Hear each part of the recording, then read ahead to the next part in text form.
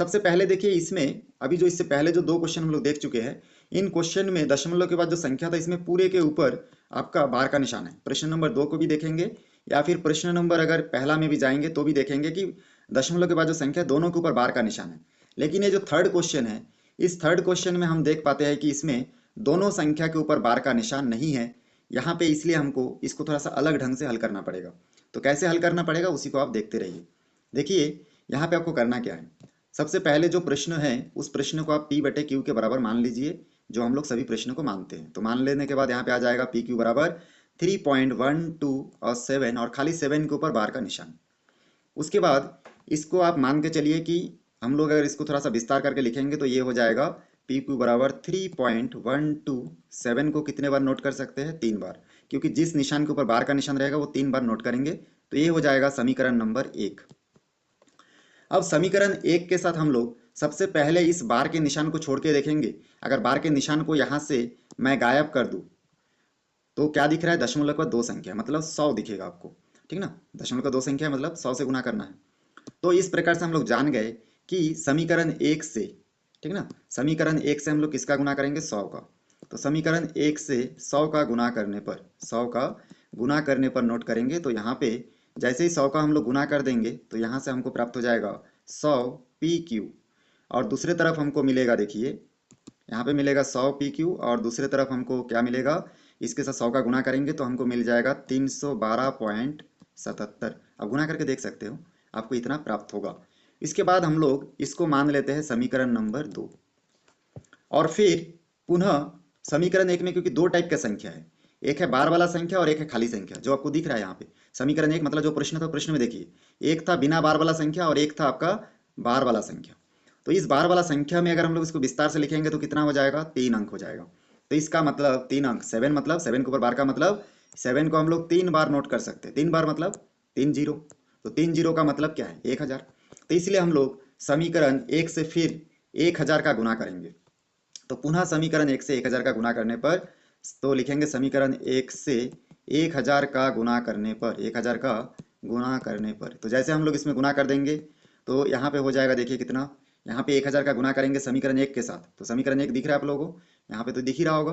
तो इस समीकरण 1 के साथ हम लोग 1000 का गुना करेंगे, तो जैसे गुना कर दूंगा तो हो जाएगा 1000 पी क्यू, और दूसरे तरफ आपको यहाँ पे इसके साथ 1000 का गुना कर दूंगा तो यहाँ पे 3 जीरो बढ़ जाएगा, मतलब ये संख्या 3 अंक पीछे चला जाएगा। तो कुल मिला के हम लोग जब गुना करेंगे तो आ जाएगा 3127.77, ये हमको मिलेगा। इसको मान लेंगे समीकरण 3।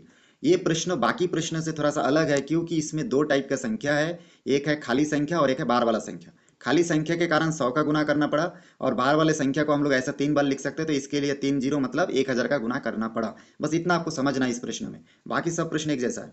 उसके बाद यहाँ पे समीकरण 1 और 2 को हल नहीं करके अभी हम लोग 3 और 4, समीकरण 2 और 3 को हल करेंगे। तो यहाँ पे लिखेंगे समीकरण 3 में, ठीक है, यहाँ पे नोट करना पड़ेगा समीकरण 3 में समीकरण 2 को घटाने पर, समीकरण 2 को घटाने पर, तो जैसे हम लोग इसको घटा देंगे तो घटाने से यहाँ पे आपको मिल जाएगा 1000 पी क्यू बटे P Q minus 100 P Q बराबर यहाँ पे 3127.77 माइनस 312.77। तो ठीक है, यहाँ पे समीकरण 2 और समीकरण 3 इन दोनों को हम लोग आपस में घटाए हैं। तो समीकरण 3 बड़ी संख्या इसलिए इसको पहले लिखे और छोटी संख्या को बाद में लिखे घटाने के बाद, क्योंकि आप लोग जानते हो घटाते समय छोटी संख्या और बड़ी संख्या आगे पीछे हम लोग करके लिख सकते हैं। तो यहाँ पे इसलिए हम लोग जानबूझ के 3 के साथ 2 को घटाए। जैसे हम लोग 1000 पी क्यू में से 100 पी क्यू घटा देंगे तो यहाँ पे बचेगा 900 पी क्यू बच जाएगा यहाँ पे। और यहाँ पे देखिए इसको जब हम लोग घटाएंगे तो यहाँ से कितना बचेगा, इसको घटा के देखते हैं। 3127.77 और पॉइंट के बाद 77 है और पॉइंट के आगे 312 लिखा हुआ है।